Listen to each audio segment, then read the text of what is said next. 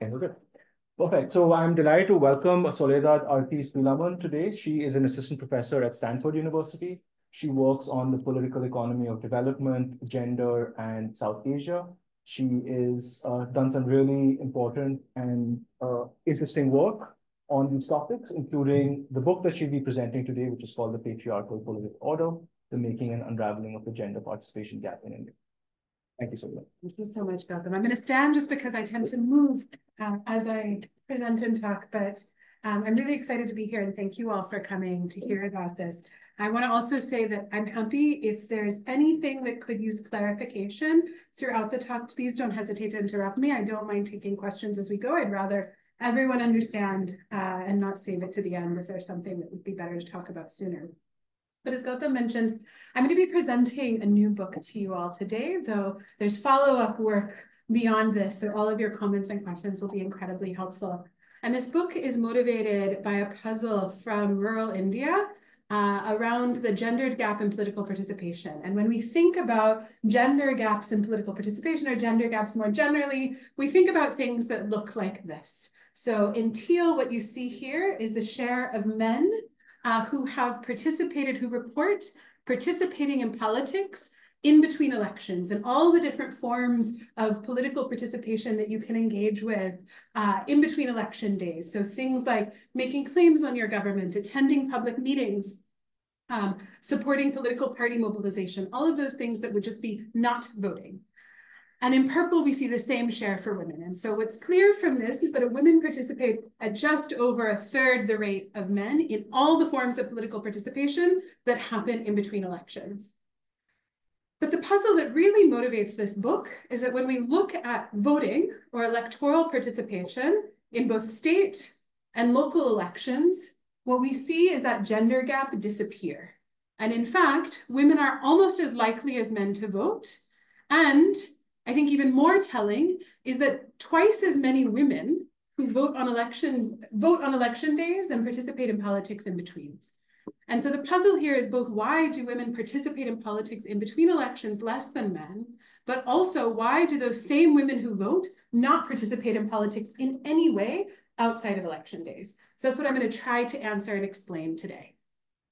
But just to show you that this is not something that is just specific to India, what I'm plotting here are the gender gaps in voting in yellow and the gender gap in non-electoral participation in red for different regions across the world using data from the World Values Survey. And so here, a positive value would signal that men participate in these activities at a higher rate than women. And so the larger that value, the larger the gender gap. And so you can see that India does exist on the extreme with respect to the gender gap in non-electoral participation. And when we look at this data that spans across India, we see that the same puzzle persists, where women vote at about the same rate. When we look across other regions of the world, largely subsetting to democracies, except for this component here, looking at South Asia more broadly, what we see is that it is true that there are larger gender gaps in non-electoral participation than in voting, and that in fact, in most of the democratic world, there is very little difference in the rates of voter turnout between men and women. And so why might it be that women participate less than men? So conventionally, we would assume that individuals and women themselves are independent and rational agents making their own political decisions. And so we might expect that women participate less than men because the costs to participation for women are higher. And this could be because women have fewer resources. We know that there are inequalities in access to things like education, income, time, resources that make participation easier, and that those inequalities are gendered. And so that might then perpetuate inequalities in political participation. But alternatively, we could imagine that patriarchal norms impose social costs on women for engaging in politics. And so women may rationally not engage in politics because they expect these social costs to be higher. Alternatively, we could imagine that women participate less than men because they experience fewer benefits from participation. And so that's largely been articulated in a set of papers that think about the role of descriptive representation and the expectation that political institutions will be responsive to your demands and interests. And so the argument here is that if you believe that political institutions are not going to to be responsive to what you want, then you might opt out of the system altogether. And if we imagine that that's gendered, it might perpetuate gender differences in participation.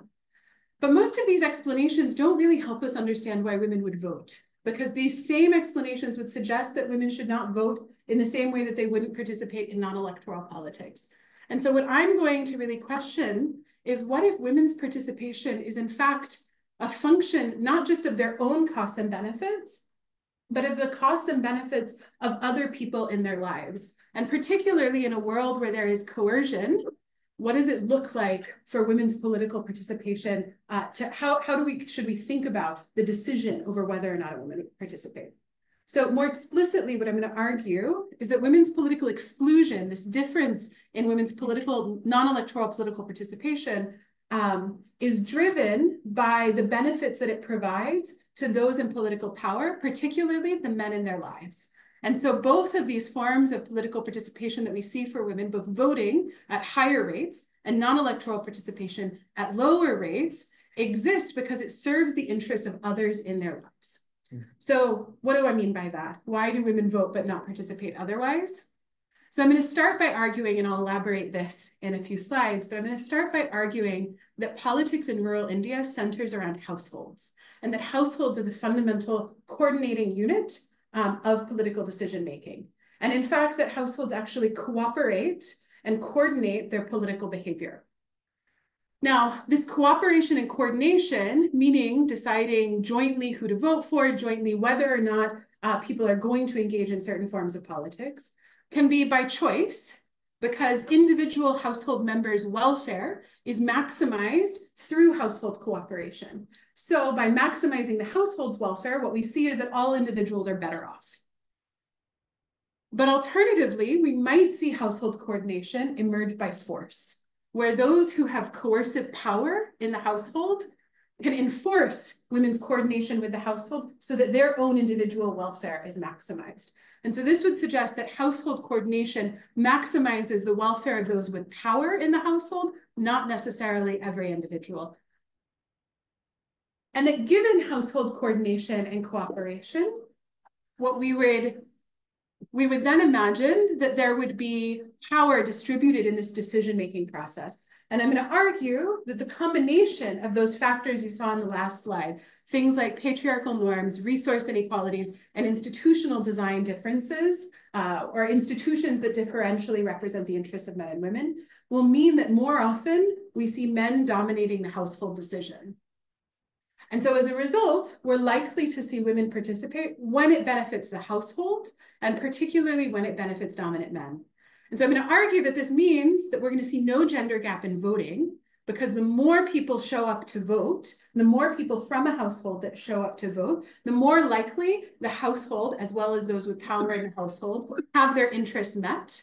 This is both because of just the way that voting aggregates across people, but also because of the way that patronage is allocated in these communities. But just because women vote at the high rates I've shown you does not mean that they are politically empowered. And in fact, I'm going to argue and show you that there is substantially imperfect autonomy over vote choice, meaning that often women are deferring the choice over their vote to others in their household. And then we would expect to see a gender gap in costlier forms of political participation, where having women show up in political spaces does not increase the benefits the household would incur, but might in fact cause the household costs.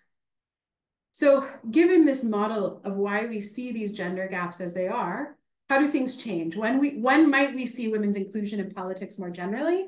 I'm going to argue and try to provide some evidence today that this is most likely when women have autonomy from the household, the ability to not coordinate their behavior with the household, and solidaristic ties with other women that leads to collective action. And the importance of this is that because of the system of household coordination, the reason collective action is necessary is because resistance to women's coordination outside of the household is going to be high. And so women have to be able to challenge that resistance to breaking this household coordination. And so I'm going to test this with evidence from two surveys. The first was a survey done in 375 villages in Madhya Pradesh, and I'll tell you a little bit more about the context in a minute, where 15 women and half of their husbands were surveyed in each village. The second piece of evidence I'm going to show you is from a census of all adults in 6 villages in Madhya Pradesh, where I was able to survey 93% of everyone in those communities. I'm going to pair this with qualitative interviews from 200 randomly sampled men and women, in fact, spousal partners. And I'm going to leverage 2 different natural experiments that look at variation in the mobilization of women's groups that provide women spaces to coordinate outside of the household, as well as an additional program that provided a gender consciousness raising program to these women's groups to make the salience of gender inequality higher. And hopefully, I'm not going to be able to give you everything from the book today, but what I'm hopefully going to show you today is that households shape women's political behavior in rural India, and that men dominate household political decision-making, and that this has implications for the structure of political power and political participation in rural communities. But then also that women's groups can increase women's participation by fostering collective action and enabling women to challenge resistance. And I'll also provide you evidence of that resistance itself. So a little bit of background. For this audience, I suspect less of this is going to be necessary, but just 3 facts that I want us all to start from that is like the setting in which we're operating.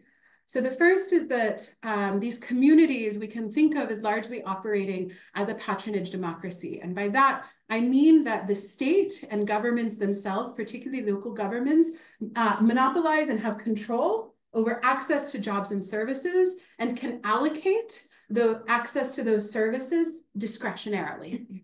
And so with a little bit of data behind that from a survey that I did, when asked, 70% of citizens, male and female, said that it is acceptable for a local elected official to give a job to their family member when another candidate more qualified than their family member was an applicant. So it's acceptable to choose your family over a more qualified applicant. 75% said it was acceptable to ask for a bribe in exchange for a BPL card, a ration card for those who are below the poverty line. And 41% said that they had, in the last month, engaged with a political broker to enable their access to public services.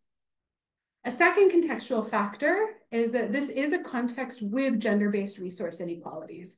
And so we've seen substantial improvement in recent years in terms of women's access to education, where amongst those who are under about 30, you see, in fact, that women are as highly educated as men. But for those who are over 30, there are these historical inequalities in access to education.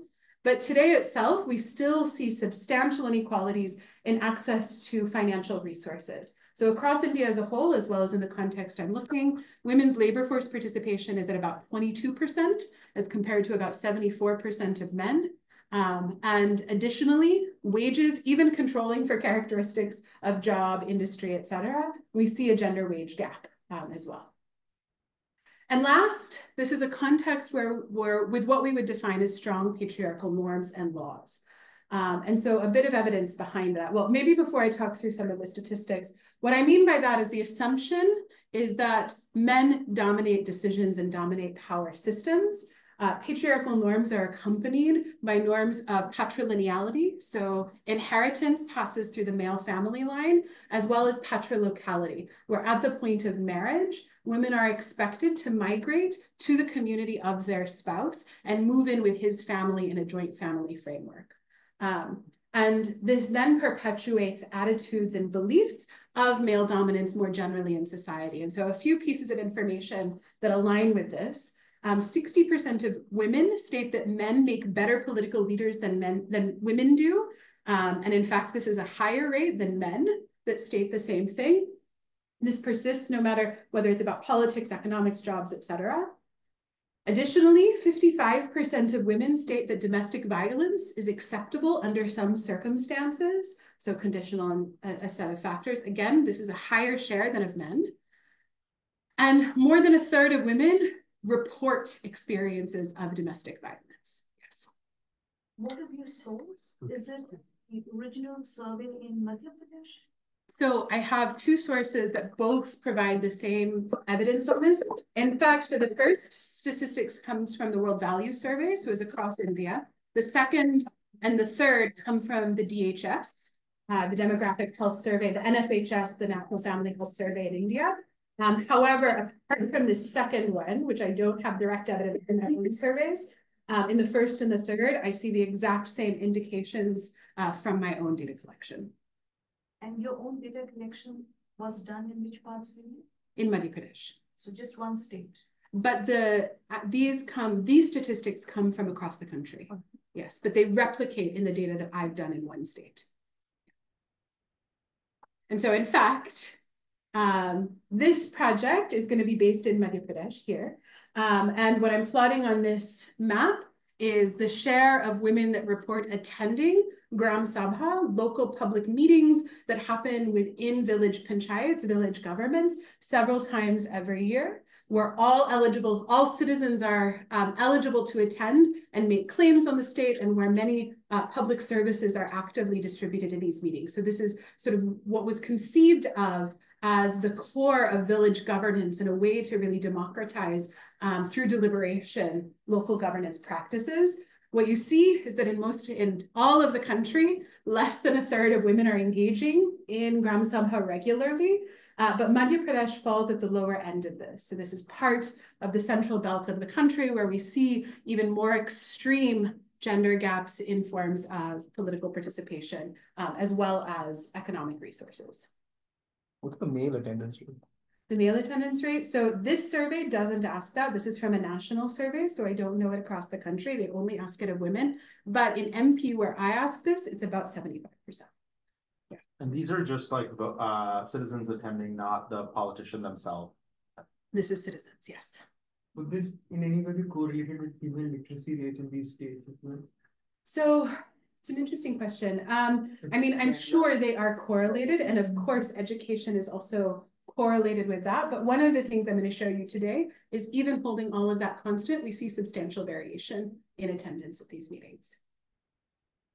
But it is true. I mean, you should think of this not as just this is an outlier on or a lower end when it comes to attendance at these meetings. But in fact, this is a part of the country where women's outcomes are seen as lower than, say, for example, in the South. There's also state-wise difference in terms of Panchayati Raj election, Panchayat election, body election. The rule are formed at state legislature.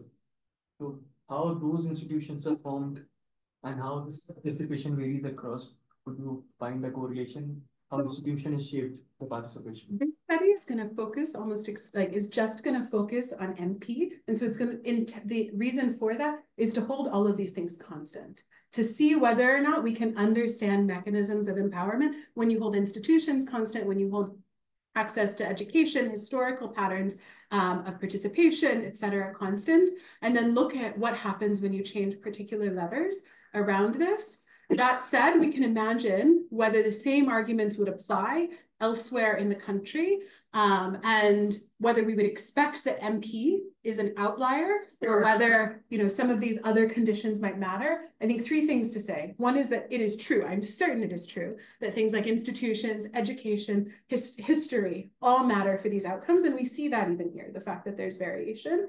And so I'm not going to argue that there's nothing else but what I show you today that determines women's behavior. The second thing I can say is that I do have some evidence I'm not going to show you today, but that the patterns that I explore hold when you look at nationally representative data. But then the third thing is that I started this by saying I'm expanding on this work, and the big expansion I'm doing is I'm doing measurement in 10 states to understand the exact levers on which this varies, because as you'll see in the theory, there are expectations about how this would vary based on the depth of norms and attitudes, the legal environment in which women are operating, the institutional environment in which women are operating. But from what I can see so far, there are differences in many of these things, but many of the underlying mechanisms still operate. Okay, so a little bit more into this argument. So as I've already suggested, I'm really going to make the claim that households make political decisions jointly and are the fundamental unit of politics. So what does that mean? What do I mean when I say making political decisions jointly? What I mean is that there's two simultaneous processes that are happening. The first is rational bargaining, where the household is jointly deciding who they would vote for, whether they are going to attend meetings, who's going to attend those meetings. The conversation and bargaining happen to determine political participation by all members in the household and by the household as a whole. But additionally, households are also one of the sort of locuses of coercion. I've already shown you the very high rates of domestic violence that exist in this context. And so additionally, coercion can be deployed within the household to override the agency and enforce certain behaviors on others in the household. And so what do I mean by coercion? I mean both the explicit use of intimidation, threats, violence to actively enforce certain decisions within the household. But I also mean something more subtle, something we might think of more akin to oppression, which is the enforcement of normative roles that lead to the internalization of subordination. The idea that this is what I'm supposed to do because I have had this idea enforced in me since childhood that continues to be perpetuated in the household. So all of these fall within the ambit of coercion. We can include in that things like information control, other mechanisms of control that might happen in the household. And so what all of this would suggest is that those with bargaining power, which if we think of the economics literature, would be largely determined by resources and your ability to exit from the household, and those with coercive power, which I argue is allocated based on norms and legal environments, given that laws are meant to punish this sort of coercion. So the more costly it is to engage in coercion, the less likely you're to see it. Those with these two sources of power are going to dominate household decision-making. Now that's the how. Why? Why would households coordinate? I think there's a few reasons for this. The first is that household coordination can maximize the welfare of the household and everyone in the household. And this would happen when we expect that there are closely aligned preferences within the household such that coordination increases the likelihood of those preferences being actualized in policy. So why would the household share preferences? There's a lot of reasons for that. First, we sort into people who have a lot of the same ideas and beliefs as us. Second, the system of service delivery in India often privileges the household as the unit at which policies are allocated. So we can think about ration cards, for example. A household gets a ration card. And so that automatically is centering preferences and coordinating preferences at the household level. We can also think about things like access to water, access to roads, sort of localized club public goods, where everyone in the household benefits from the proximity of a water pump, or for example, everyone has a child and cares about education of the children.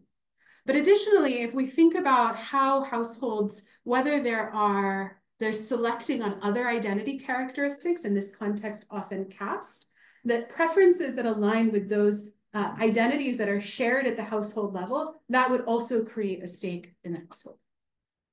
Mm-hmm. How do you reconcile that idea that everyone is wanting to maximize the welfare of the household and equally wants roads and water and these things with the other work that suggests that women have greater preferences for water or less preferences, and that there's differences in preferences for public goods by gender? Yeah, so I think there's a few things in this. So while households can have shared preferences over things like public goods, those preferences might disproportionately benefit some over others. So we all would be worse off if someone has to go 20 kilometers to collect water. However, the person who has to collect that water bears that cost even more. And similarly with roads, if I'm the one who has to travel for my job, my household still needs my income, but there's a disproportionate salience of that preference. And so I think that gets to the second part of this, which I'll maybe come back to a bit, is that there are still individualized preferences. And so the question becomes how dominant those preferences are relative to how close the household's preferences are. And so an additional reason you might expect, actually, before I say this, one thing I'll say, and I'm happy to show you, I don't have it in these slides, but is In fact, you see quite divergent preferences at the household level. So there are reasons we might expect household coordination because of shared preferences, but in actuality, preferences, if you look across 10 different public services and you measure the distance between spouses and their preferences, they're closer to being as far apart as you can be than they are to being as close as you can be. And there's a lot of variation in that. So while I think that this is part of the story, the reason that I'm going to spend a lot of time talking about coercion today is because that's not the whole story. The second is that household coordination can maximize the welfare of the household members who have power. If you can enforce the household to align with your preferences, you will be better off because it maximizes the likelihood that you are going to get your preferred outcome from politics. Additionally, in a society where we would expect patronage and clientelistic transfers in the vote exchange, the person who's most likely to benefit from that exchange, if they can offer the entire household in that exchange, the likelihood of getting that transfer increases. And so what does that actually look like on the ground? In many of the communities that I've spent a lot of time, when it came time to electoral mobilization, I don't think I have the quotes here, but the number of times they would say, my household comes with 5 votes. In fact, some people would even post that list outside of their home. So if you wanted to mobilize my household, this is what you get from it. And they would actively sell their household in an exchange, in an electoral exchange. But then importantly, what's lurking behind this is that this household coordination also maximizes the welfare of political elites. Because now the cost of mobilizing votes go down. If all I have to do is mobilize the head of the household and I get now 5 votes instead of just the 1, my costs of mobilization go down. And given the ease of organizing households and mobilizing households, we would expect that this is an easy group to organize. So how does the decision over participation happen if we assume that households are cooperating in decision-making? And so I argue that households weigh costs to participation, which are pooled across all the members, and the benefits to each member's political participation. And if the marginal returns to more people from the household to participate are increasing, meaning if I am better off, if the benefits to the household are more than the costs, to 3 of us participating than to 2 of us participating, then what we're going to see is more people from the household participating. But if instead more people showing up creates costs but doesn't add new benefits, then what we're going to see is a household division of labor. So let's think about that in practice, because I'm going to argue that voting falls into the first category and a lot of forms of non-electoral participation fall into the second category. So when we think about voting, the benefit that I get from more people going to vote is just linearly increasing. My probability of getting the thing I want, whether that's the election outcome or the clientelist transfer, go up the more people from my household show up. But if we think about a public meeting, to get 5 members of my household to show up at a public meeting, I now have to arrange childcare, we have to have transportation, there's opportunity costs of all the other things that could be happening. And does having 5 people sitting in a meeting make a bigger difference in my demand being heard in that meeting than if only I am there making that demand? And I'm going to argue that it's not sufficiently beneficial for more people to show up in between elections, to all show up at the office and file the same claim. And so in those cases, we would see a political division of labor where the household would select, I'm not going to say elect, but select a political representative. And the person who's most likely to be the representative of the household is the person who has more power in the household and lower cost of participation, which is most often going to be a man. And so as a result, both because men have more power and because the cost of participation are lower for men, we're more likely to see dominant men act as the agent of households in these forms of political participation where we see a household division of labor. So what are the implications of this political order that I'm describing? First, we'd expect to see no gender gap in voter turnout because everyone in the household would be mobilized to vote, but that the choice over voting is made by those who have power in the household. And so therefore, women have imperfect autonomy over their vote choice. We'd additionally expect to see a gender gap in costlier forms of political participation. However, the women who have autonomy from the household and those who have greater bargaining power within their household are more likely to be the ones who participate in politics. So this gives us some indication and understanding of how political participation is going to be allocated based on other characteristics. We would also expect to see coordination of households in demand making, but, and to get to your point, Fayad, we would see privileging of interests that are shared at the household level, whether those are household interests, shared identity interests, or the interests of those who are dominant in the household. And we would see an under provision of interests that are specific to women, women's gendered interests.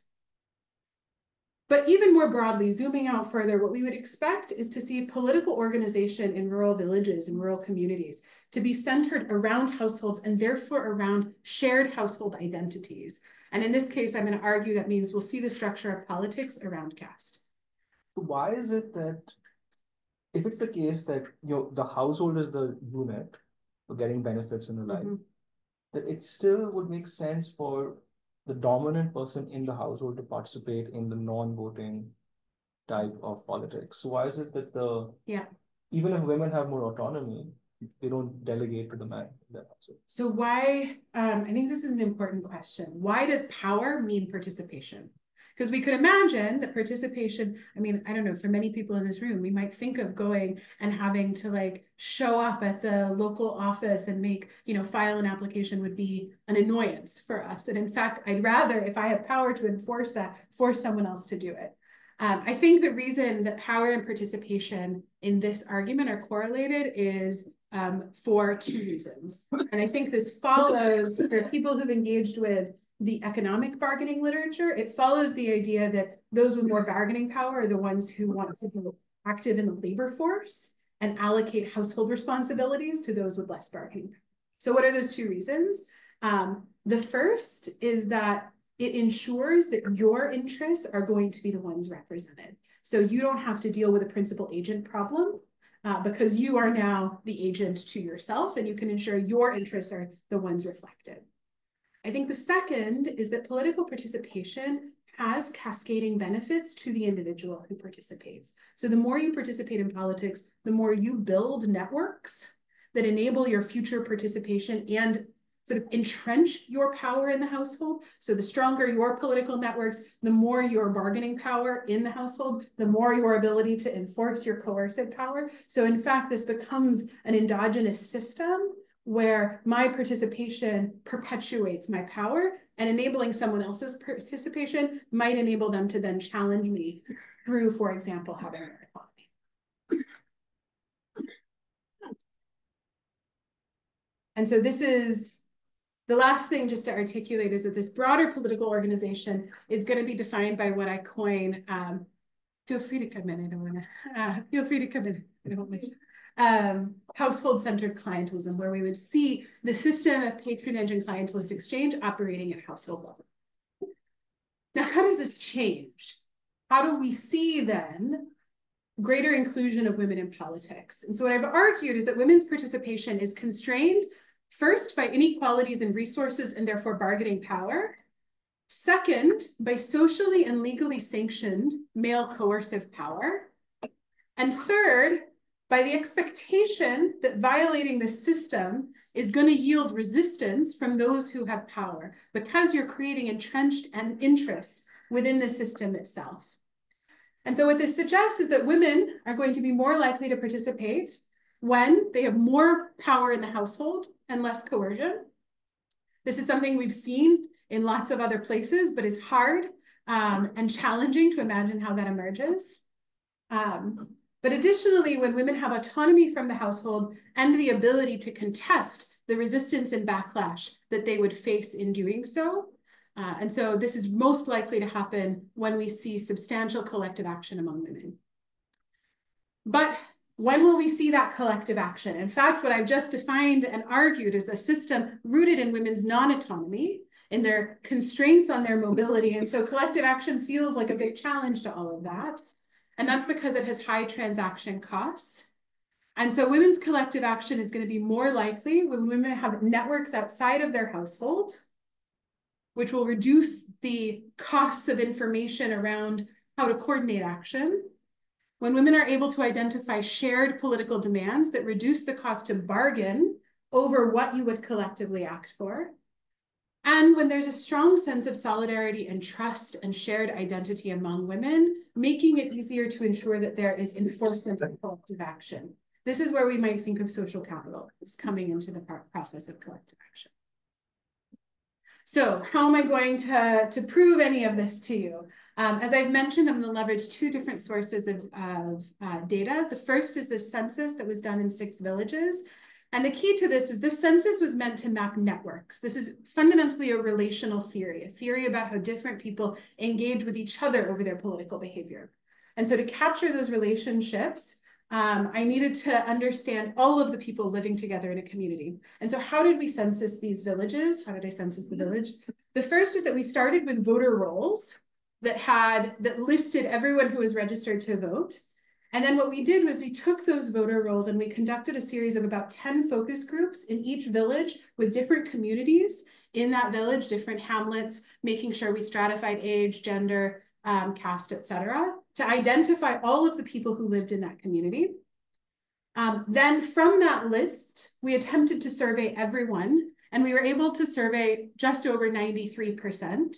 The people we weren't able to survey mostly because they were either very unwell and incapable of engaging in the survey, but in some cases because they had migrated temporarily for work.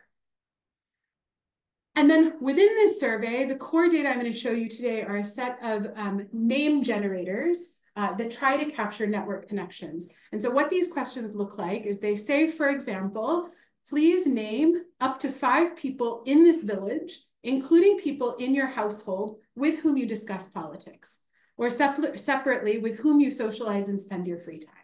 And because we know everyone who lives in the community, all you have to do is tell me that person's name. I can select them, and then I have all of their characteristics attached to you, and I can draw the network, which you'll see in a second. I'm going to pair this with data from a survey across 376 villages in all of this in Madhya Pradesh, where 15 women and half of their husbands were surveyed. Now, the reason that these villages were chosen is because they stratified interventions implemented by an NGO partner that were targeting increasing women's collective action.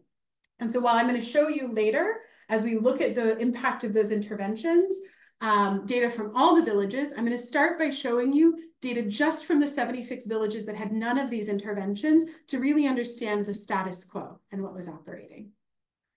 And then finally, I'm going to provide you with information and in fact, many direct quotes from 200 interviews with randomly sampled women and their husbands in 20 villages. And as a note, these interviews were recorded, transcribed, and translated. They were then double coded by a team of undergraduate research assistants. So while I'm going to provide you quotes, I'm also going to quantify some of this data to show you that these are systematic processes. Okay. So the map of where we're going empirically, I'm going to start by just describing household behavior. I'm then going to describe the gendered structure of political organization in these communities more broadly. And then we'll turn to evaluation, and we'll think about evaluating the impact of women's groups on women's political participation, as well as the impact of a gender consciousness raising program that was given to women's groups on their political participation. So are women politically tied to the household? That's something that I have argued up until this point. And so here I'm providing you data from that network census. And on the left of each, you see the data for men. On the right is the data for women. And the first set of bars are around social networks and the second around political networks. So the first thing I want you to see is just the size of, on average, of individuals' networks. So when we look at social networks, we see that on average, men report socializing with 1.5 other people in their village. And women report socializing with 1.75 people in their village. So in fact, women report larger social networks on average than men do. But when we look at political networks, what we see is the opposite. So women report substantially smaller political networks than men, and in fact, substantially fewer political ties than they have social ties. But now we can start to look at the composition of these networks. So I'm going to overlay the share of these networks that come from their household. And so the red now indicate the share of ties from the household itself. And I'm going to really concentrate in the political network, but you'll see that there are corollaries with social networks here.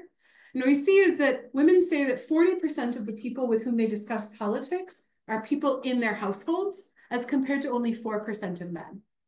And we can then overlay gender onto these networks, with darker shades having political discussion ties with other women. And what we see is that of the people that women are discussing politics with outside of their home, almost all of them are other women. Whereas within the home, they're sort of equally distributed between men and women. When we look at men, we see that almost all, in fact, like 92% of their political discussion ties are with men outside of their household.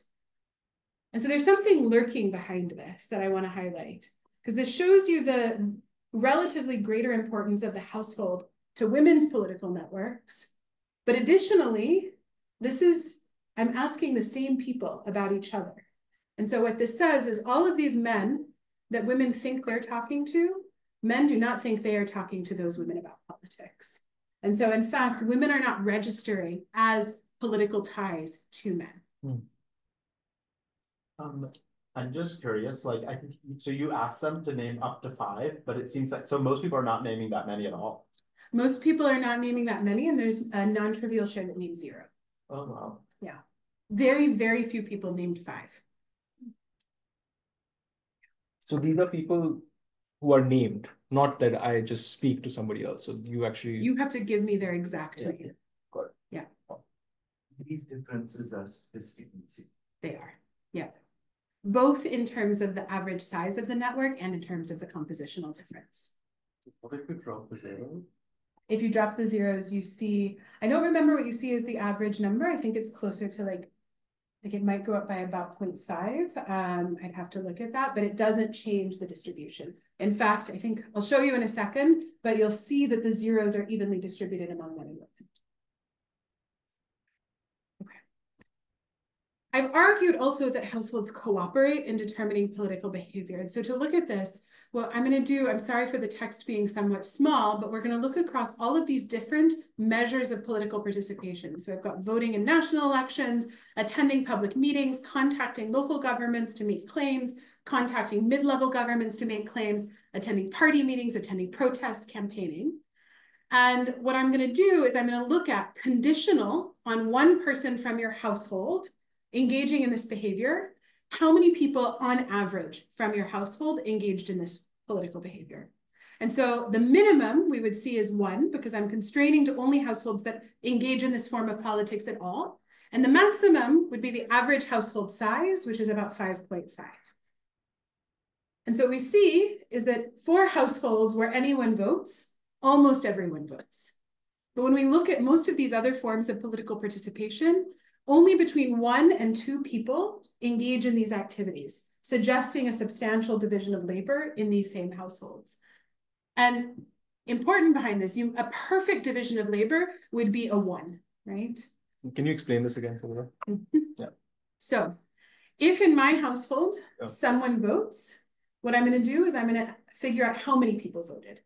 And so this says, let's imagine everyone in this room had someone vote in their household. What I'm going to do is then figure out across everyone's households, what's the average number of people who voted. And it turns out it is almost the average size of the household. So almost everyone is voting.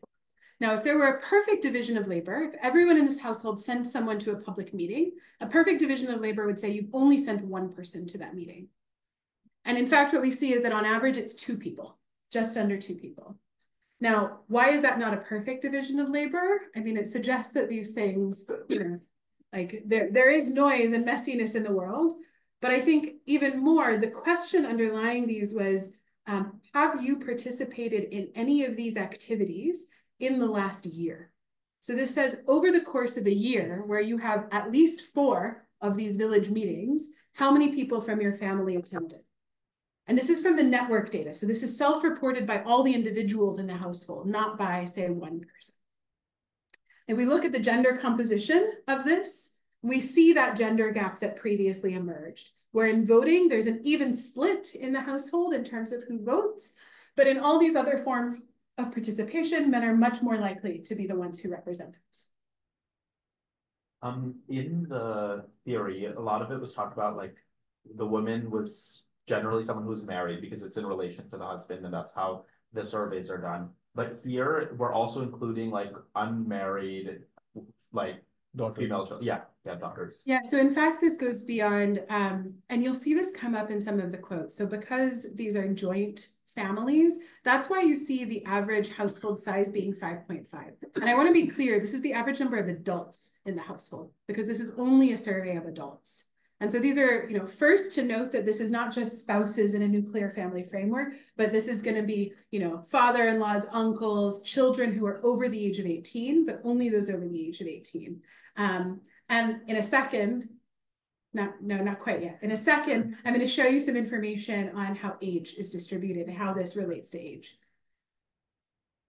Okay, so why aren't women participating in this? We coded the answer to this question from the interviews, and these were the answers that women themselves articulated. And so the most common answer was because someone else from the household was already going. And so that's why I don't participate. This is actually particularly participate in village assembly meetings.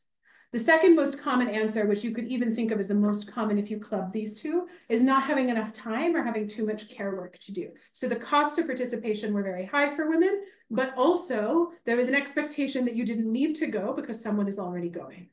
Worth noting is that about 20% of women said that they were not allowed to go. I think also important is that very few women say they didn't go because they didn't want to. They were uninterested in that, which counters some narratives that say that women don't want to participate in politics. I've also highlighted or suggested that household coordination occurs often around voting. And so let's think about whether or not households vote as a unit. Again, this is going to be data from that network census. And so this is actually from qualitative interviews. In interviews, 3/4 of women and 2/3 of men state that their households always vote the same way. And so what does this look like? So in one of these interviews, the interviewer asked, we want to understand how you make the decision over whom to vote for, not who you vote for.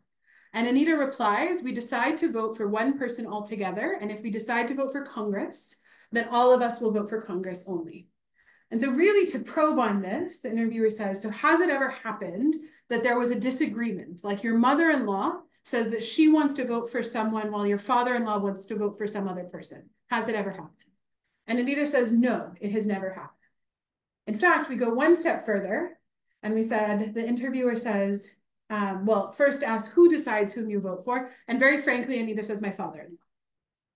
Now, to go one step further, we said, okay, just imagine that you didn't want to vote for who your family voted for. Your very good friend is contesting the election and you want to vote for her, but your husband wants to vote for someone else. Then what do you do in that situation? And Anita replied, I will listen to my husband. I will accept whatever my husband will say. My friend is only a friend, but my husband is my family. And so what I think that this describes is not just the active coordination of vote choice, but the expectation that this is how votes should be organized and coordinated. This is not, in this case, an imposed, coerced, explicitly coerced vote choice, but it's something that's internalized, that this is what I do. I am supposed to vote the way that my family would. Now we can think about how we might measure agency over vote choice. And so in that census survey, one of the things that we asked was, who is involved in the decision over your vote choice? Again, name the people with whom who have some say over your vote choice. And then of those people, including yourself, who has the most say over your vote choice? And so really, I want you to focus just on the yellow bars here, where 60% of men say they have the most say over their vote choice as compared to only about 45% of women. So there's a gender gap in this reporting of autonomy and vote choice. And the most commonly named person who has the most say over their vote choice in both cases are other male family members. Now, what might be surprising to you, what was surprising to me when I first saw this is, that's quite low autonomy over vote choice even for men. And so this is where I'm going to get to your point, Fayad. If we separate this by age, just taking those under 40 and those over 40, what we see is how patriarchy is structured in families. For those under the age of 40, men report as little autonomy over their vote choice as women. But for those over the age of 40, we see much closer to perfect autonomy among men, while still imperfect autonomy among women, though it does go up a bit as women age. So women over the age of 40 are more likely to report that they have the most say over their vote choice, though not to the same extent as men.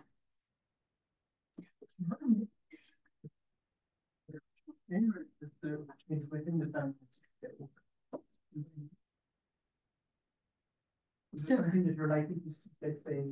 But you would expect the opposite then.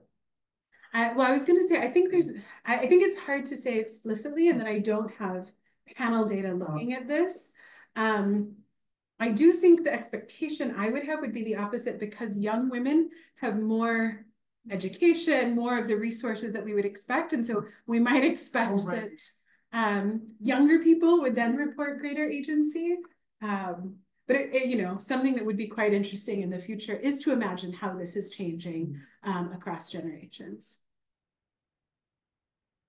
So now we can think about, let's zoom out to the entire village. And what does this mean for the structure of politics at the village level? So this is the political network of one village, where each of these circles represents one person in the village, and each of the lines connecting circles is their reported tie, because I observe who they're connected to. These are all those zeros that I've already mentioned. I'm actually not going to show you that it's equally distributed between men and women, but it is.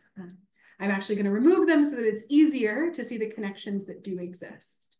And so if this is the entire political network in one village, these are the men. What is each dot? Each dot's a person. Is a person, not a house. Each dot is a person, yes. Each dot is a person, each line is a connection, not a household. And so these are the men, these are the women. You already see the centrality of men and the peripherality of women. When we put them together, yellow are the people I couldn't survey, but you could still name them as a connection. You see very clearly that the most dense connections are among men, with women existing much more commonly in the periphery. There's a few clusters of women that are well connected to each other, but otherwise we see sort of women more loosely connected on the outside. In fact, of all the villages that we did this in, the most well-connected man was named by something like 300 other people in the village as someone with whom they discuss politics. The most well-connected woman was named by 20 people. So you really see the depth of power and political connection allocated across genders. This is like super interesting. I'm just wondering if you looked into like you mentioned this guy who had many of these connections, and I want, are these, who are these people? Are they generally like the local politician? And then also and maybe you can do this, maybe this is not something you do for this, but is it the case that that woman who's mentioned 20 times, is she a politician? And is her husband, who's maybe being a proxy? I mean, I have all these questions. This is just really fascinating. I don't have all the answers to this because I didn't do that for this book, but the cool part is there is the capacity to do that. A few things I can say. So one of the things we did was this isn't political discussion ties, but try to measure access to these very influential people. And we did that in two ways. So the first was that we went through, when we did that focus group mapping of all the people in the community, we did what we called a political influence mapping, where across many domains, we figured out who the people were, who were the elected officials, who were the community elders, who were the brokers in the community. So we could capture all the people who were deemed most influential. And then we took a random sample of those people stratifying on gender, meaning we had 4 men and 4 women in each village. And we asked each of these people whether or not they had any connection to those 8 people. And what you see is very clearly, even the most influential women, the women who are elected officials, have far fewer ties. Surprisingly, men are better connected to those women than women are to those women. And so in fact, men's centrality in this network is also to the best connected women. The other thing I can say is we elicited from these people who they think the most influential people are, and you see the same dynamics play out. And so often these are the most well-connected people are either brokers, elected officials, or informal elders. For the handful of women who are at the center, did you notice a commonality across households that might have led to those women from those particular... What explains these women? You know, Is there a commonality you could observe? I haven't looked at it yet. It would be, I think, something very interesting and important to do, but I haven't looked at it at the household level. What? Go ahead. Sorry. No, go ahead. And does it data include office representative women as well? Office holders. Yes. So these women probably who are in the center might just be office holders. So I think it would be interesting to look at the difference between who are the women well connected to men versus who are the women who are well connected to other women in these communities. I don't know what the difference is. I think the data that I was just describing to Fayad suggests that the office holders are more likely to be these women who are well connected to men, not these women who are well connected to each other. But that's certainly something I could empirically look at in a way that I haven't.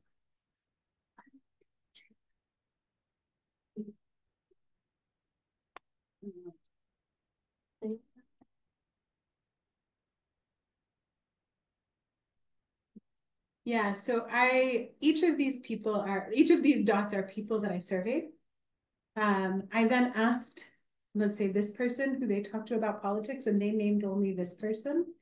In fact, I think the arrow goes this direction, this person named this person. I did this for everyone, and then using network analysis software that takes the data on each of these people, as well as a matrix of who they've named, and creates this figure for me. So what the question you want to? So I'm curious, what is the question? The question for this one was, I'm going to try to get it exactly right, but I'm probably going to miss it. Out of everyone who lives in your village, please name up to 5 people, including people in your household with whom you discuss politics. And discuss. With whom you discuss politics. In fact, what would happen is, let's say I am asked this question and I would say I discuss politics with Mashal. The surveyor would actually find Mashal's name on the list and just select that. And so This, yes. Once I give it that data on both the nodes and the edges, which are the lines, it then creates this figure.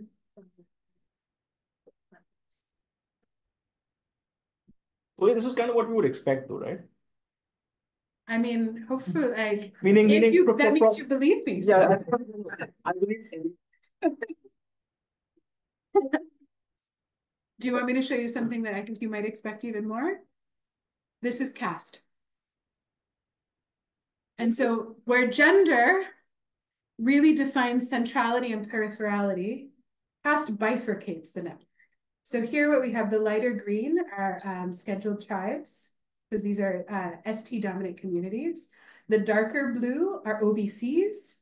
And then there's a few SCs scattered throughout this as well. And so in fact, when you measure the concentration of people from the same caste community in people's political network, it's like 95% of the people with whom you discuss politics are from your caste community. And that holds true for men and for women. In fact, if you remember, this and this are 2 sets of women who are well engaged with each other. And what we see is that those strong communities among women are segregated across caste. So this aligns with the expectation that when politics is centered at the household level, what it's also doing is reinforcing identity-based politics that are shared among the household. No, I didn't understand this interaction thing.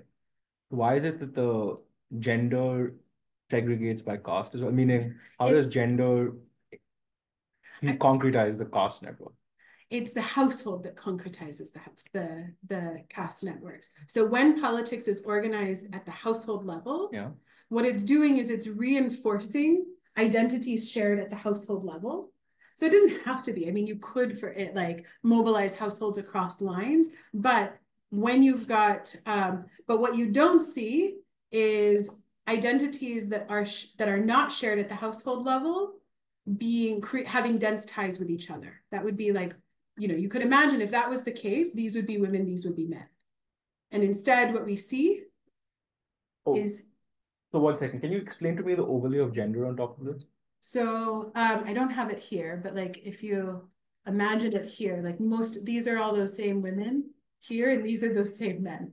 And so there's very few ties Oh, got it. Now I understand. within gender across caste. And so caste, in fact, maybe the way to put it is caste is a stronger predictor of who you talk to than gender. But Mhm. what are the acronyms for caste stand for? So SC stands for scheduled caste, OBC stands for other backward class, ST stands for scheduled tribe. What does that mean? These are state categorization of different jatis. It's not Brahmins.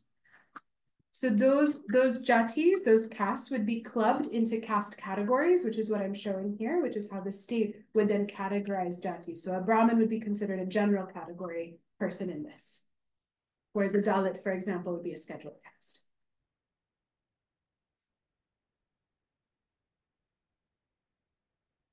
Okay. Great. So how does all of this change? That's hopefully set up, given you the setting, let's think about change. So I've argued that collective action among women could change some of these outcomes, and I'm going to specifically look at the mobilization of women into women's groups. The particular women's groups I'm going to look at are self-help groups, which are collectives of 10 to 15 women that come together for the purpose of microcredit, microfinance. So these are fundamentally economic groups, not political groups.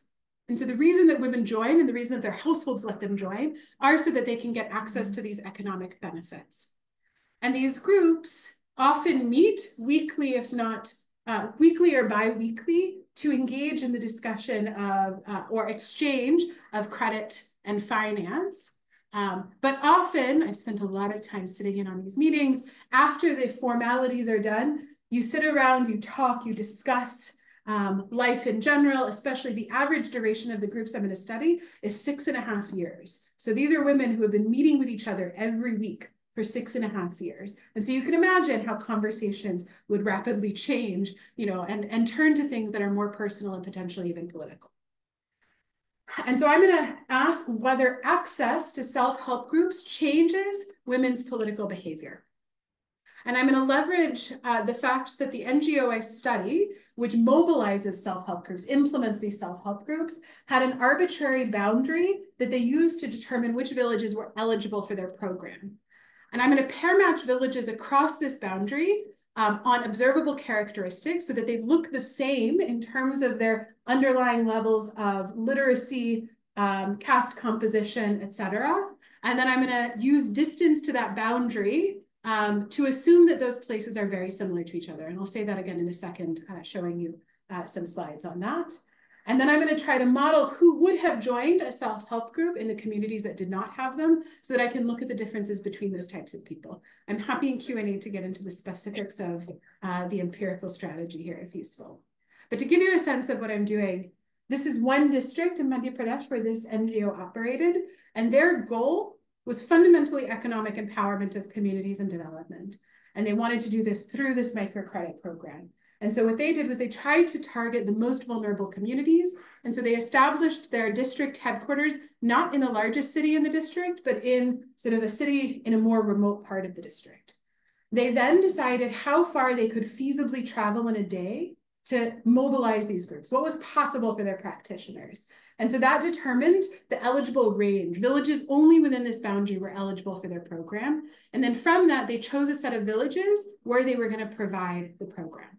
And so what I'm going to do is I'm going to take the set of villages just outside of this boundary, and I'm going to find another village that received the program that looks like them on all the data that I have.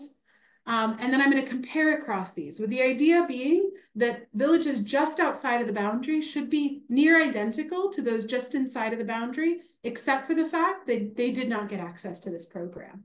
And this is going to give me a sample of villages that I could compare across this boundary, some of which had self-help groups and some of which did not. The red villages have the self-help groups and the blue villages do not. And so here is the estimated impact of being in a self-help group on political behavior. And so what we see here is a positive effect on non-electoral participation, on attendance at public meetings, on making claims on local governments, a quite large and significant positive effect. There's also a positive effect on women's reporting of their own interest in politics, but no effect on their voting behavior, which is likely because I've already shown you that most women are voting, so there's not much room to move things. Why did you choose Madhya Pradesh? as my site of inquiry. The clear answer to that is that that's where this NGO has worked the longest and where I ended up spending, as I was scoping for this study, where I spent a lot of time doing field work with the NGO itself. They do work in other states, but that was the main reason for it. How much time have you spent working on this project? On this project, a decade. In India, on this project, many years. Many years, less than 10 years. On the project, about 10 years. I spent in India a couple of years of that. So this data collection was done in 2016, but I started scoping with this partner in 2013. So, a decade ago. Yes. I haven't noticed you mentioning the characteristics of the villages that you studied in terms of socioeconomics and income, relative wealth, or function. Are they agricultural? Are they industrial? Are they mixed? Yeah. And you haven't mentioned the religious characteristics of the populations of the villages you studied. So in the former, I hinted at it, though maybe didn't say it as explicitly as I could have. These were the NGO targeted communities that were very poor, that were the most vulnerable, which meant that they were almost exclusively agricultural communities. I think importantly, and I didn't mention it, is that these are dominated by scheduled tribes, Adivasi communities. And so this is going to be more forested land, areas where land is less arable. And so that's part of the intention behind this, was to increase economic empowerment. This is almost exclusively Hindu communities, with the exception that it's hard to measure and that most people actually practice tribal religions, but there is no variation on the Hindu-Muslim domain. Yes. How to understand this? Increase the political participation, but what's the original before? Yeah, so this is the size of the effect, but I haven't told you what the before was. And so that's what I can share is that the average share of women who are attending public meetings in the control communities is around 20%. And so this suggests that being in a group increases your likelihood of attending meetings by 15 percentage points, which means it's almost doubling the likelihood that a woman would show up to a public assembly meeting.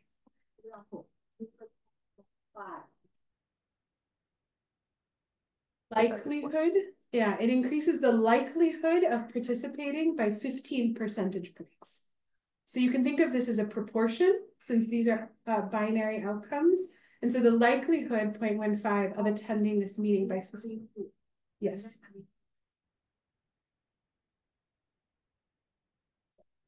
It depends on how much slack there is. So for example, if 90% of women are already voting in state elections, then I couldn't increase it more than 10 percentage points.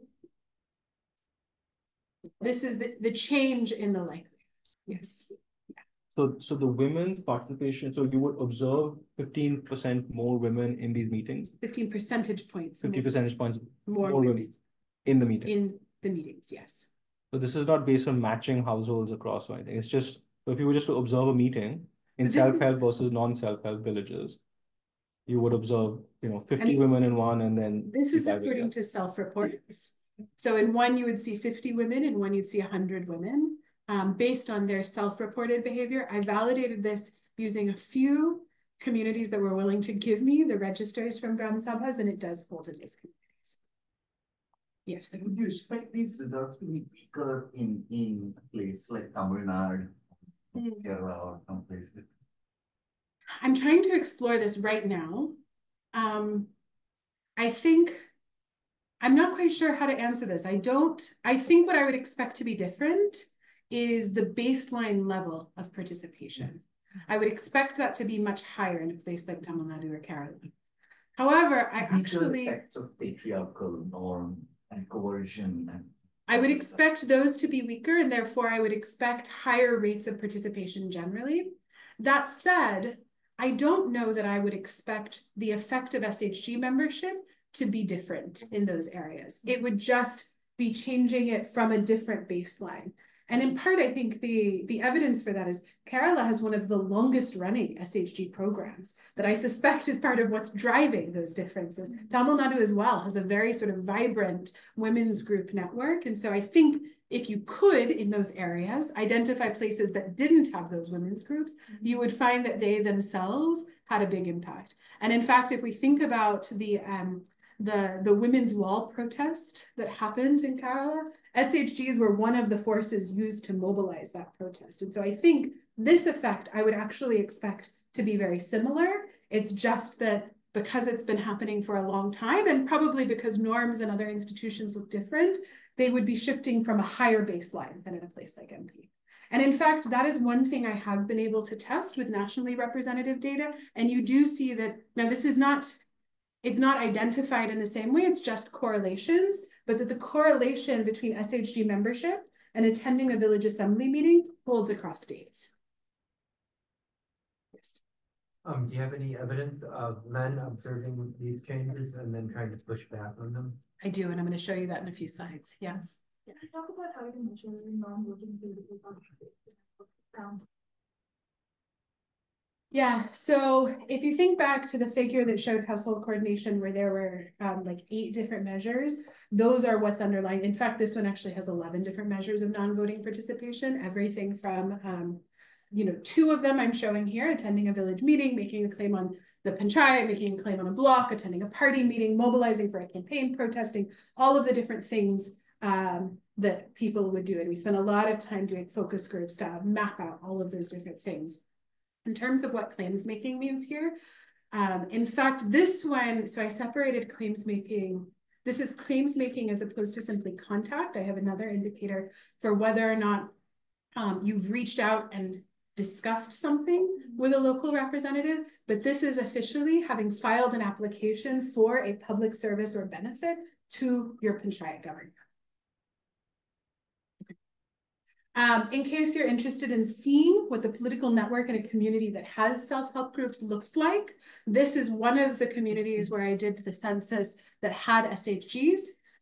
There are things that don't look that different. There's still sort of very dense centrality of men in the center of this network. But what we see is sort of stronger ties among women within this community itself. And in fact, there are statistically significant differences across these communities in terms of the strength of ties and the density of women within each other's networks, which comes at the expense of the household. So the share of the household in these in women's networks goes down when there are SHGs. Now, in addition to this, let me tell you a little bit about what I think is happening in these communities. First, what I don't think is happening in these communities. You might say, okay, well, these are economic groups. Maybe what happened is these women got richer, and that's why they started showing up to these meetings. I find no effects on women's income, consumption, ability to manage finances. So in fact, I don't think this is happening because women are overall wealthier.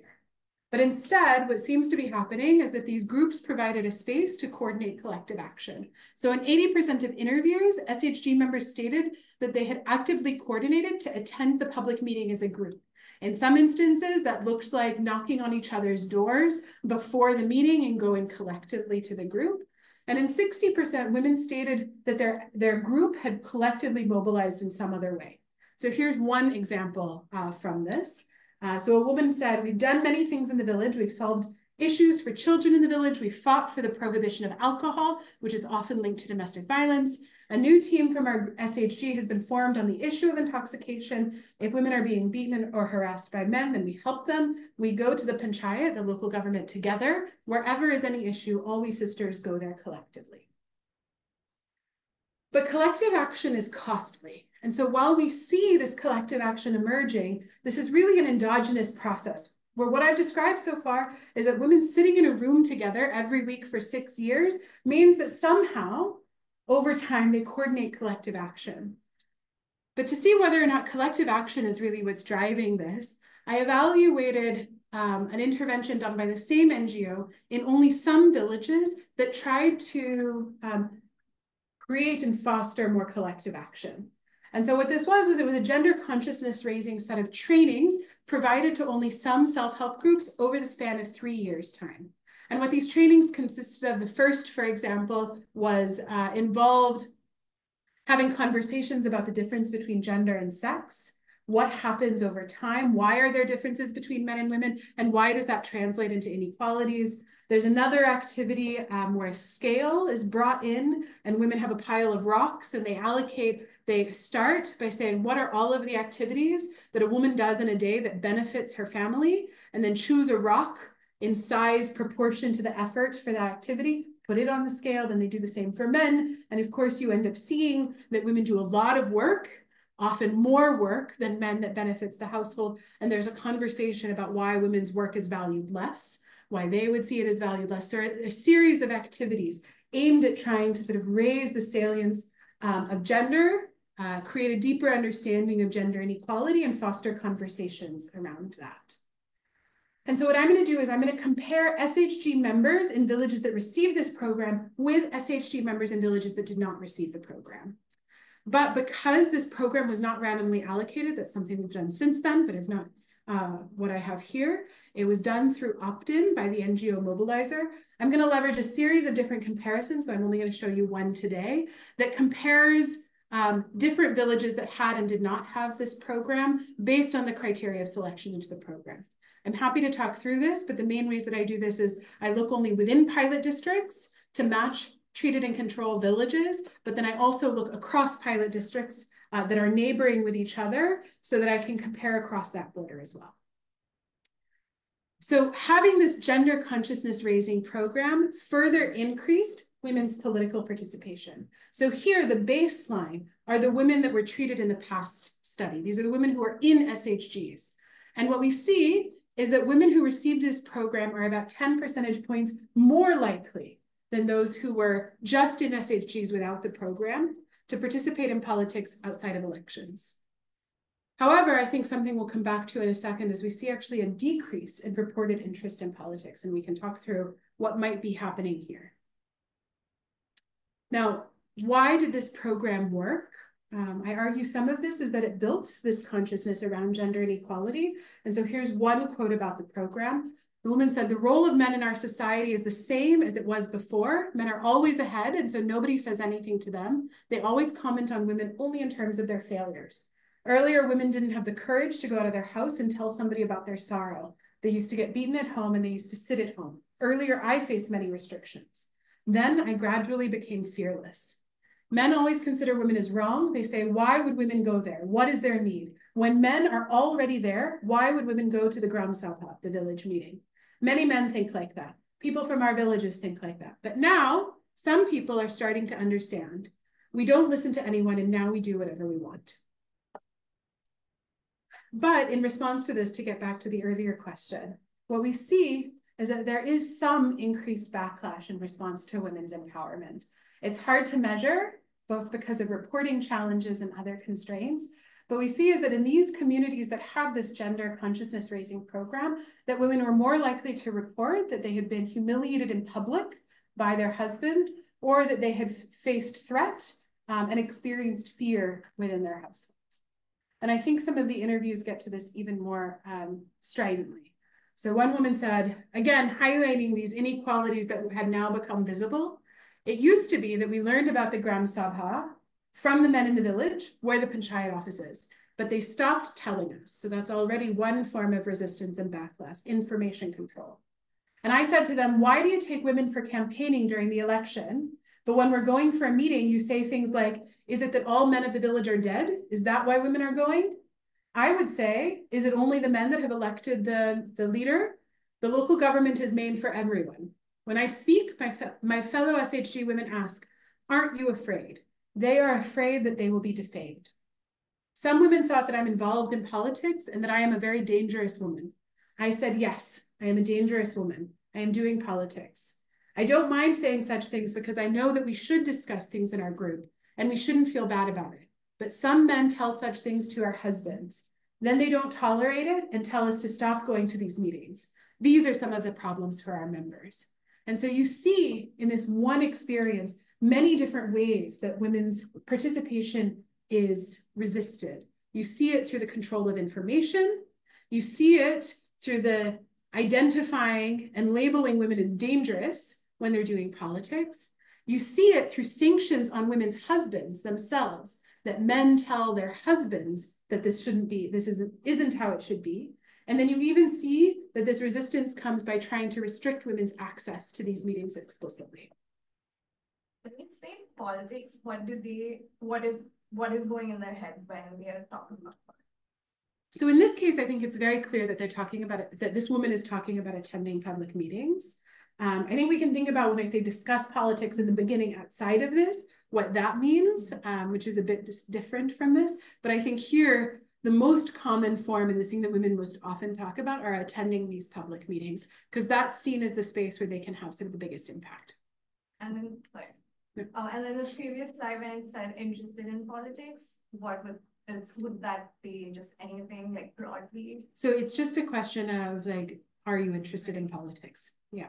And I think part of why you see the negative effect on that is it itself is an indication of the experience of backlash. In fact, and I think I'll have to remember exactly how I do this, but you see that this is strongest amongst women who have experienced violence in their homes, this retrenchment of interest.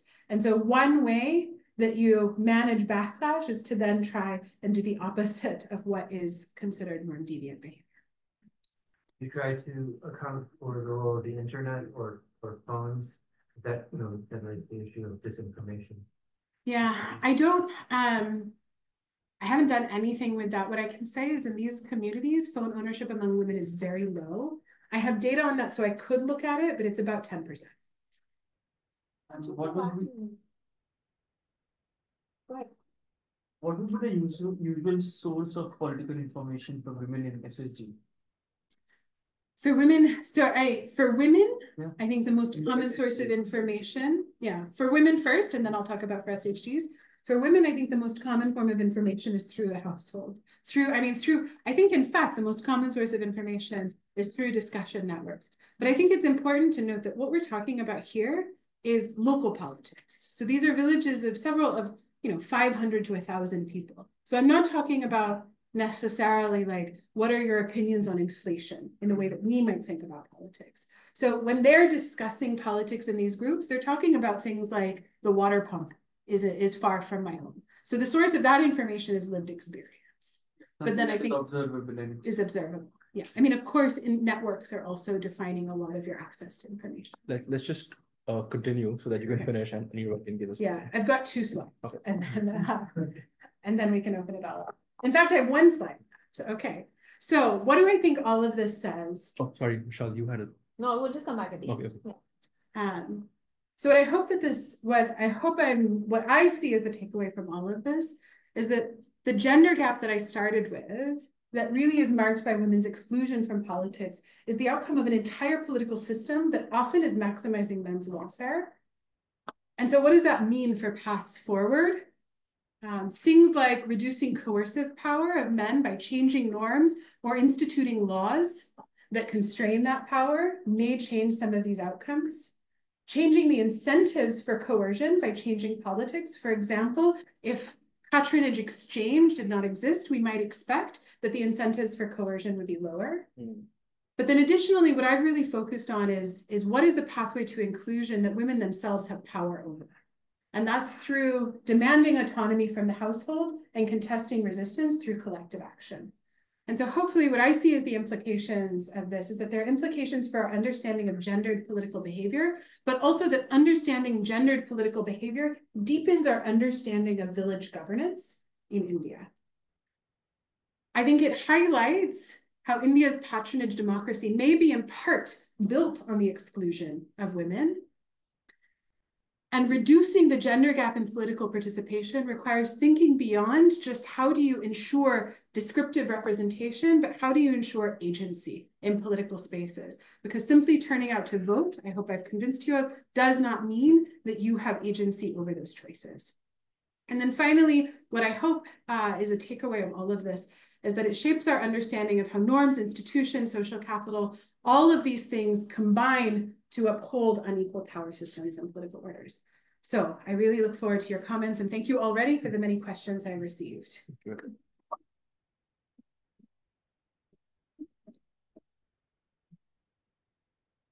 it would.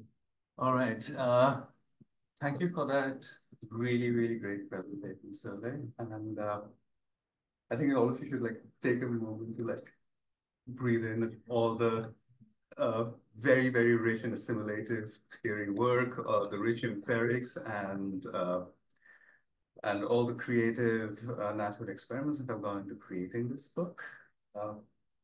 So this is a pretty remarkable book, and it's worthy of all the praise that you have been getting so far, and hopefully the awards that will also come your way in the few years. Also, we don't work for the awards; we work for the love of our field anyway. So anyway, so I was also at Tariq and Adam's book at Brown, where Patrick called that book an instant classic. So I want to kind of channel him from Providence and echo his praise, but also add, not that it's a competition, but also add that it also has the makings of an enduring classic, especially these days as there is so much research on political inclusion broadly construed within South Asia, and especially on gender as well. And so it's also like, for a young scholar, it's also great to be around where there's so much new and innovative work that's happening and coming out of South Asia that not only helps us understand the region better, but also kind of helps us understand where it stands vis-a-vis comparative politics in the rest of the world. So there are several things that I like about the project, but let's not get into that at the moment. But one of the things that I would really want to put my finger on is that just in terms of the theory, the way that it kind of builds upon rational choice theorists like Gary Becker, as well as feminist scholarship from the Global South, including Veena Agarwal, Denise Kandayoti, Naila Kabir, also Raka Ray and Amrita Basu. So that's pretty incredible in terms of being able to kind of consolidate all of that and come up with an original theory. And so while it approaches the question of why women vote but not participate in broader ways, its theoretical building blocks are from economics, sociology, feminist theory, but it's also kind of situated squarely within political science. And it does so by looking at political science in its most fundamental way, which is the study of power. And this kind of aligns with Hobbes, going back further to Machiavelli, and going back even further in time and closer to home, Kautilya's Arthashastra. And so the logic questions that motivate it are: how is power distributed? How it's sustained? What are the institutions that enable this? How are these institutions shaped? Who benefits and who loses out? So that's the broader way in which, if you look at this book, it really speaks a lot about how political science in India, or how politics in India is situated, especially at the village level. And it's also great that it also looks at questions of how do you restructure power and what are the consequences of restructuring this. So I'm not going to go into summarizing the argument, but there are a couple of elements that are kind of important for me to bring out some of the points that I would like to make. So the argument begins with conceptualizing the household as a unit of political decision-making. Men and women have different political or policy preferences, but because of family-centered clientelism, the household decision and coercion and bargaining power, the household decision usually leans towards men, and women, when voting, women amplify men's voices, so it's beneficial for men to allow women to vote. But non-electoral participation is costly, and so to minimize costs, there's a division of political labor, and so men engage in politics in the public sphere. And the division of labor is sustained by coercion. So how do you break out of this trap? The book focuses on collective action, which is sustained by a gender consciousness and reinforced by mutual trust and solidarity. However, it leads to a certain level of autonomy from the household, but there still is a significant level of coercion within the home. And so this leads to the first question that I had in mind, which is that collective action is one way to sustain women's participation in politics, or to engender women's participation in politics.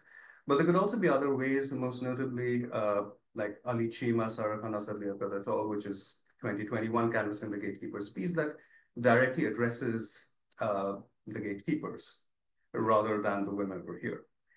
And I don't remember whether their paper specifically measures any spillover impacts and dimensions other than politics, but I'm just wondering if there are avenues to increase participation and reduce coercion or backlash at the same time.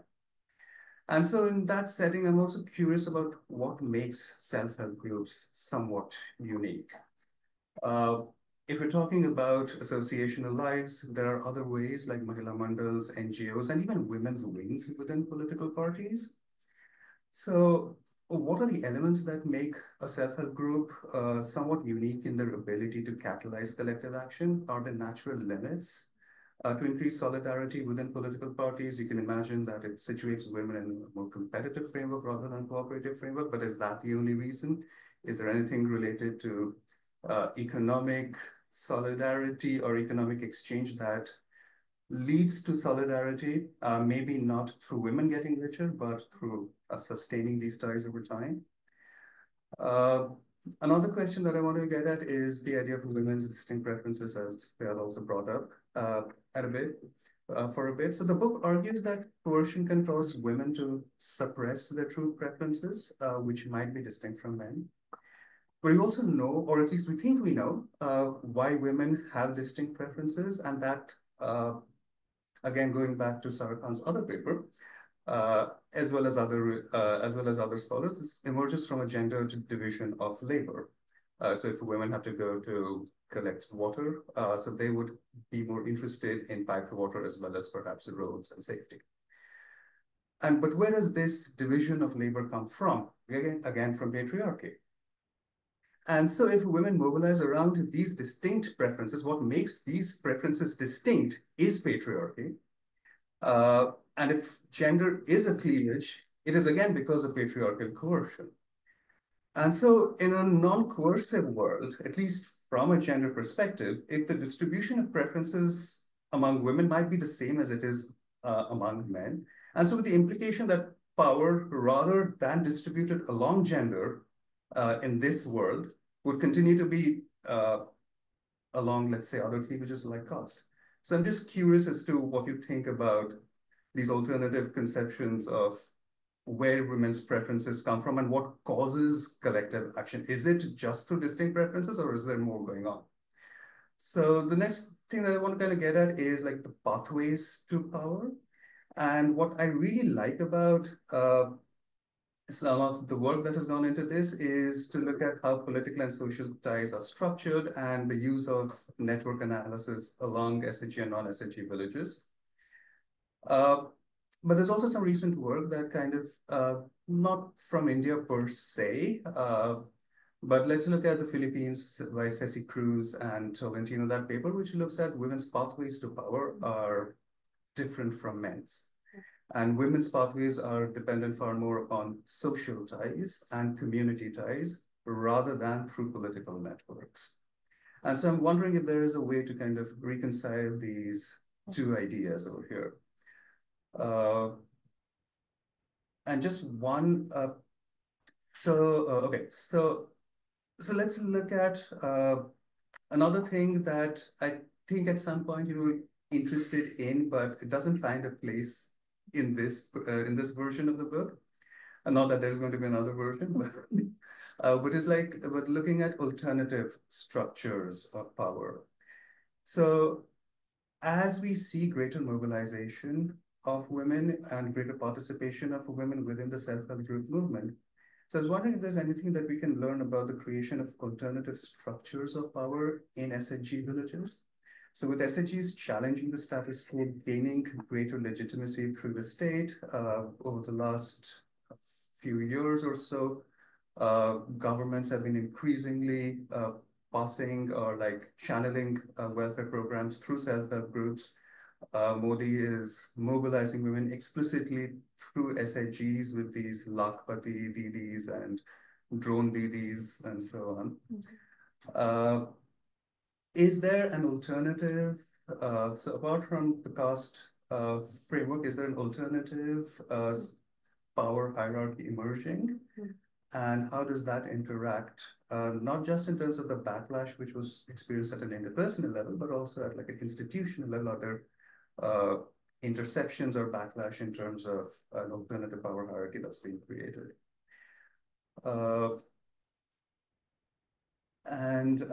Let me so I have a couple of other comments, but let me just close with, because I'm assuming there are lots of other questions as well. But let's just look at it in terms of a slightly more dynamic picture, as it were. Now, over the years, women's turnout has increased pretty substantially over time. And women's public participation around elections has also been increasing. But some norms haven't changed. So women's labor force participation continues to be among the lowest in the world in India. Parties are also recognizing that women might have distinct preferences and that women are also voting in different ways than men. And yet, what might think that this constitutes a threat to family-centered clientelism. Some of my own work suggests that men don't seem to be punishing women or repressing women's turnout as such. And so I was just wondering, why is there no backlash here, or why is it ineffective at ensuring backlash? Is it the nature of the participation? And so what about that? And the second thing that channeling Shikhar's really nice presentation from a couple of weeks ago is that if we look at non-electoral participation in the form, although he doesn't look at non-electoral participation, but the parallel will come here. But if you look at non-electoral participation in the form of collective action and claim making, as important when there is discretion from the state in allocating resources. But what happens when the welfare state becomes a little more rule-bound and agents have less discretion in terms of handling resources? Not only in terms of benefits to men from patronage relationships or the family-centered clientelism relationship that you talked about, but also women's ability to organize and make claims or gain autonomy, because we're assuming that greater collective action kind of yields benefits to women. But what if the ability to give these benefits becomes somewhat constrained going forward? So I'll stop here, but great presentation.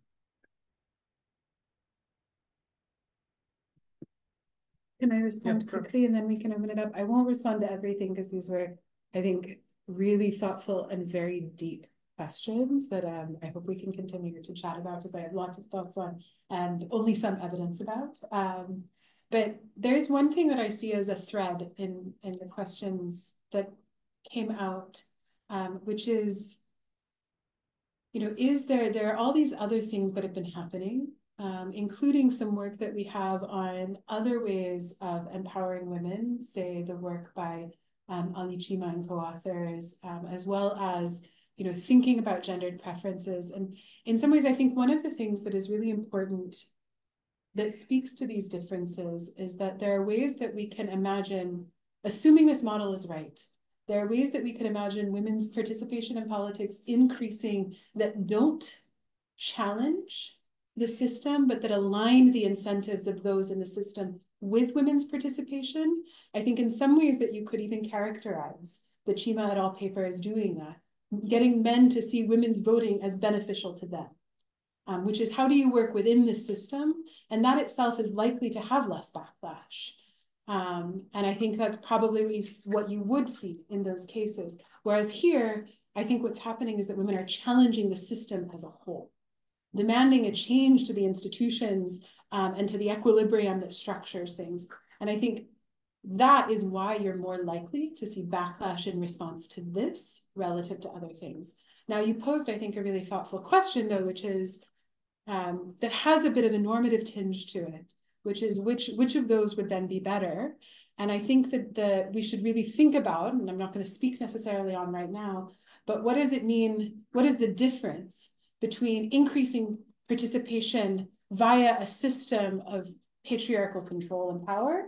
Will that change power, if that's the outcome we care about? Or will that simply change the behaviors underlying that power? And it's probably not a binary, but versus challenging those power systems, what are the longer term consequences of that? Do I think that challenging the power system directly can be done without resistance? Probably not. But which of those leads to longer term greater welfare is, I think, an important and open question. Where I see some of this come out even in my own work, and I'm just going to flick to this quickly because I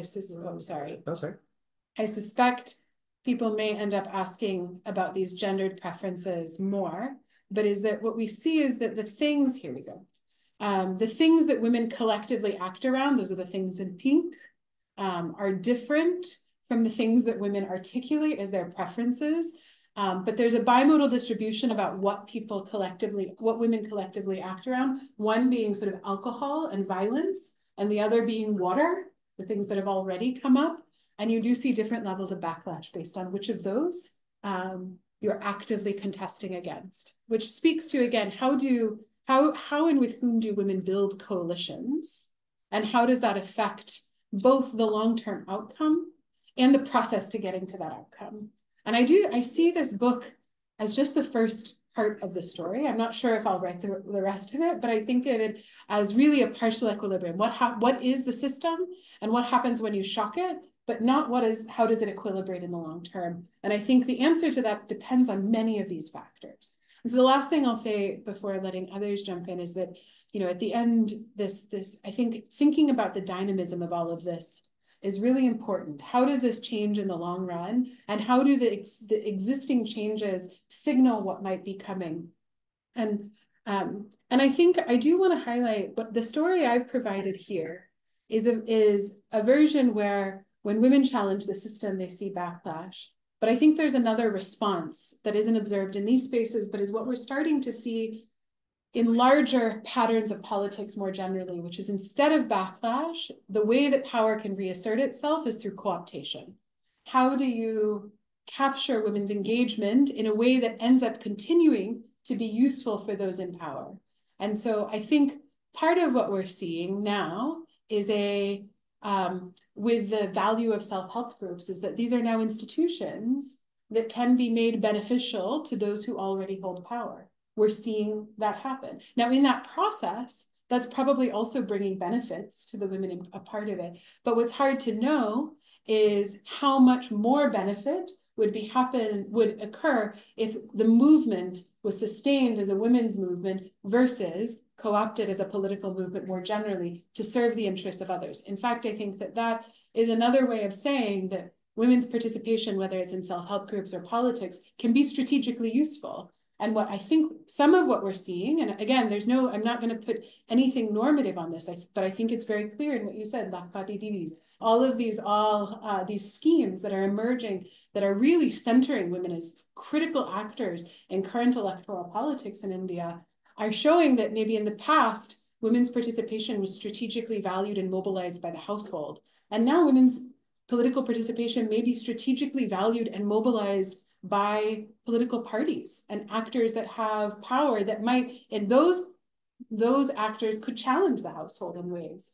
And in some ways, I see that as the more general work around when will households also be on board is when that participation can be channeled towards things that are strategically useful. So that's a lot of random thoughts, but things just to say that that I think that this is a part of a story of what happens when the system is challenged, but I think there's so much more to learn about how it equilibrates, conditional on the response of those actors who have power and the capacity of women themselves to navigate those responses. I think you could see many different outcomes emerging depending on how that plays out. I think there were some other hands first. I can go at the end. I'm also having dinner with her. Okay, thank you so much, Sole. I want to just pick up on your discussion with Anirban towards the end. Is it a puzzle that women's vote choice is by and large still influenced or determined by male members of the household, and that political power more broadly is still patriarchal, the political order is still patriarchal, and yet parties have been engaged in what seems like a competition over who can appeal more to voters?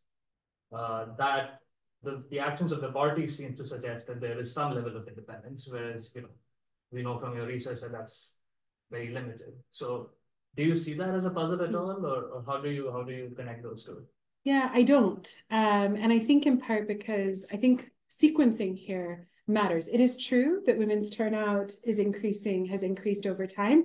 And I think that, you know, is likely the process of many other factors. We've seen education increase, we've seen other resources increase, we've seen urbanization happen. And so I don't want to argue that this is the only story. And I haven't studied that to have a definitive answer, but even here, there are correlates of voting and behavior that are not just, you know, household control and coercion, but there are things that enable women to have autonomy from the household or engage separately from all of this. And I suspect many of those are what has driven some of the trends that we've seen. But I think this party-based argument is something that that I actually think is very linked to this story. And I think this is where sequencing matters. It's important to note that most of this data was collected in 2015, 2016. And I think it's only since then that we've really seen the big targeting of women voters. And why is that? I mean, in 2015, NRLM emerges as a behemoth of organizing SHGs across the country. And so I think the challenge for parties has historically been, how do you find and mobilize women? But now there is this institution, this architecture that makes it quite easy. In fact, we see a lot of campaigning happening within self-help groups now. And so this is maybe a more direct answer of what I mean by co-optation, that we can think about whether that's the right word or not, but there is now this institution that might actually make women voters cheaper to mobilize than men in households, because they meet once a week all together and we can show up and we can mobilize votes. And so I think that this is an outcome of this story that this story has yet to capture. And so I don't see it as puzzling. I see it as perfectly expected. Yes. Yeah, very quickly. Just picking up from what the previous question, did you see any differences in what women stated with the men around, and then, you know, in a separate discussion with it? Yeah, the men tell us to vote for so and so, but we just go and do what we want. You know, did you see those kinds of differences in your focus groups? Yeah. And the second is also more operationally. These questions on domestic violence and coercion, these questions, how did you was it in the SHG that you asked these questions, or was it only with the women? Who was around when you were posing these sorts of questions on violence? It's remarkable that 35% of women in your survey actually say that yes. I mean, that they're openly stating this. So I'm just curious how that happened, and whether women kind of, you know, were, men, they kind of order us around, but then we go do what we want, especially when it comes to voting, since nobody knows who I voted for. I can just say I voted for BJP or X or Y. Yeah, a few things to say to this. So first is just a general about how we collected data on what are many sensitive topics, even just, you know, getting people to name the exact people. If I asked you to name in this space who you discuss politics with, you're going to name a different set of people than if I ask you in different contexts. So the first is that all data collection in this project was done with extreme rules around privacy. It was something that I worked very hard to maintain, and I'm happy to talk through the strategies of it, but a huge amount of time and effort went into how do you ensure that there can be privacy and safety for women in the context of conveying data and information.